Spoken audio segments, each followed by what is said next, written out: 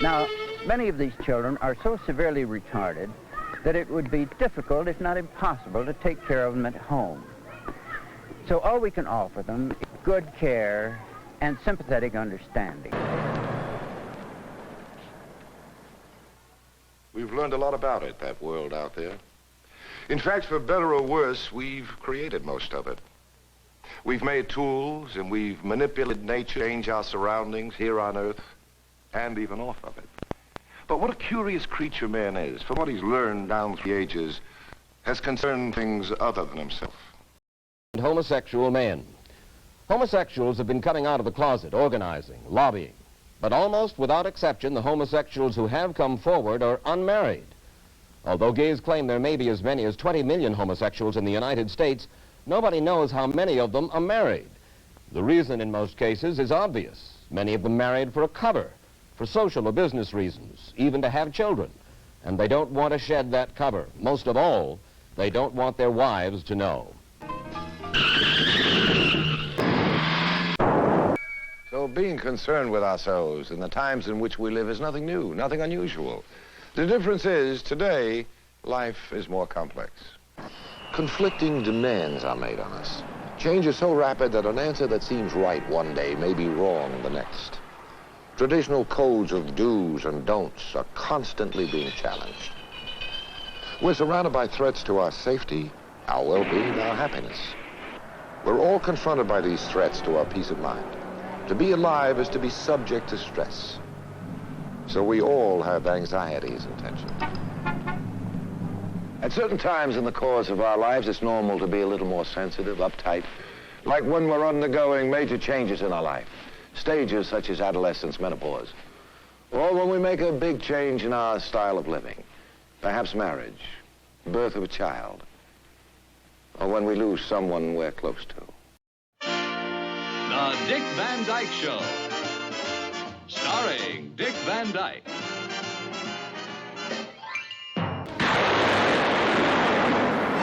Now that's more like it. He's full of explosive energy. He must be under constant medication. He doesn't take no for an answer. He won't go to bed. This is a tremendous problem. We're interested in man's aggression against man.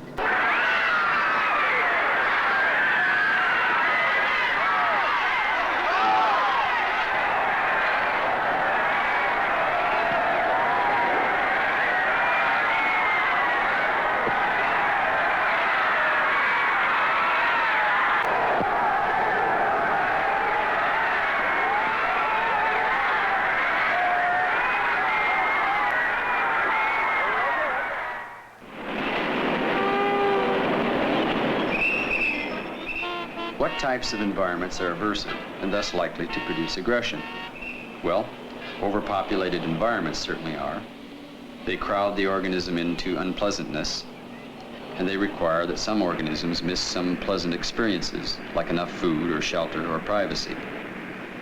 Deprived environments, where the needs of the population are not sufficiently met, are aversive. The tensions and anxieties we haven't chosen for ourselves, the ones that aren't pleasurable, that bug us the most. And we all have them, whether we're aware of it or not. Sometimes we think of this as being unique to our times. We've even given our contemporary scene a name, the age of anxiety. But every age has had its own stresses and worries to cope with. Bad experiences often become associated with the place they occur, and good experiences become associated with where or with whom they occur. We find that our lives have become an entire series of crises. Instead of occasional passing emotional upsets, we have prolonged periods of intense anxiety and tension or depression. We can get so caught up in these troubles that they can cause even more worries, and it becomes a vicious circle. We can find that we're constantly down in the dumps for no apparent reason, getting terribly concerned over insignificant trifles, becoming belligerent, moody, suspicious, mistrustful, or escaping into daydreams and fantasies, or feeling guilty or worthless or unwanted. Food bank lines stretching for miles. Did any of you ever think you'd see that in America? In cities all across this country? Families facing the threat of eviction. This nation has suffered too much for much too long. There's not one of us in this room that doesn't have rising homelessness in your state. Not one of us. They're couch surfing. It's just horrible, horrible, horrible what's going on. Now, when you look at our society and compare it to, let's say, the Roman Empire, do you see it falling like the Roman Empire? Not exactly like, because it's different circumstances, but ultimately, yeah. And why is that? Why is that? An overextended military budget, fading supremacy as the global superpower that we have been for 60-odd years, to name a few. Corruption being the biggest thing. Crumbling infrastructure. Those are the big ones. How many years do you think we have left before it all hits the fans? Do you see it crumbling anytime soon? Yep. Do you have an estimate? I give it 10 years. That's really not that far away.